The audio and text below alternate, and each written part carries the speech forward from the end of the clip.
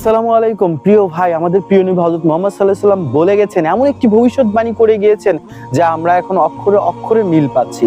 তিনি বলেছেন এমন একটা জামানা আসবে যে জামানায় ফিতনা ঘুমন্ত মানুষকে পর্যন্ত ছুঁয়ে যাবে, যে জামানায় সকালের মুমিন বিকেলে কাফির হয়ে যাবে, যে জামানায় সকালের কাফির বিকেলে মুমিন হয়ে যাবে, যে জামানায় সামান্য কিছু দুনিয়াবির বিনিময়ে ঈমান বিক্রি হয়ে যাবে।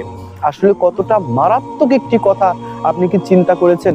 আমাদেরকে উচিত হচ্ছে স্রোতের বিপরীতে গা ভাসানো। শান্ত সমুদ্র কখনো দক্ষ নাবিক তৈরি করতে পারে না, উত্তাল সমুদ্রে আমাদের নাবিক হওয়ার প্র্যাকটিস করতে হবে। এই কথাটি কেন বললাম একটু পরে এর জ্বলন্ত প্রমাণ পাবেন আপনারা।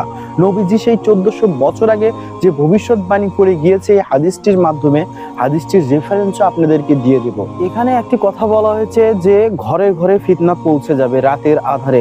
আপনি চিন্তা করুন, বর্তমানে মোবাইল ফোনের যুগে মোবাইল ফোনে আমরা অনেক কিছুই দেখি। কেউ বা মোবাইল ফোনে অনেক ভিডিও দেখে বিভ্রান্ত হচ্ছে, কেউ বা মোবাইল ফোনে অনেক কিছু দেখে বিভ্রান্ত হয়ে যাচ্ছে। মোবাইল ফোনের কিছু ভিডিও, শর্ট ভিডিওতে কেউ বিভ্রান্ত হচ্ছে, মোবাইল ফোনের একটি ট্যাপে কেউ বিভ্রান্ত সাইটে চলে যাচ্ছে। ঠিক একইভাবে সকালের মুমিন বিকেলে কাফির হবে, বিকেলের কাফির সকালে মুমিন হবে। এই কথাটাও দেখুন মোবাইলে, সোশ্যাল মিডিয়ায় বা অনেক ক্ষেত্রেই দেখা যায় কেউ সকালে ভালো কাজ করেছে, সৎকর্ম করেছে, বিকেলে হয়তো মোবাইলে এমন অশ্লীলতায় মেতে গেছে সে কাফিরে পরিণত হয়েছে।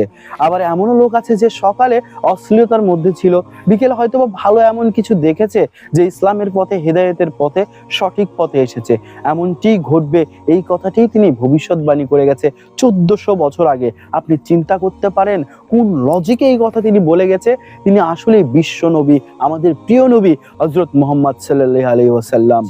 এই মোবাইল ফোন আমাদেরকে অনেকটা বিভ্রান্ত করে ফেলছে যদি আমরা এটা সঠিক এবং সৎ ব্যবহার না করতে জানি। হাদিসটি বর্ণনা করেছেন আবু হুরায়রা রাদিয়াল্লাহু তাআলা আনহু, সহিহ মুসলিম 118 আর তিরমিজি 2196 নাম্বার হাদিসে এই কথাগুলো বর্ণনা আছে। হাদিসটি আপনারা চাইলে মিলিয়ে নিতে পারেন।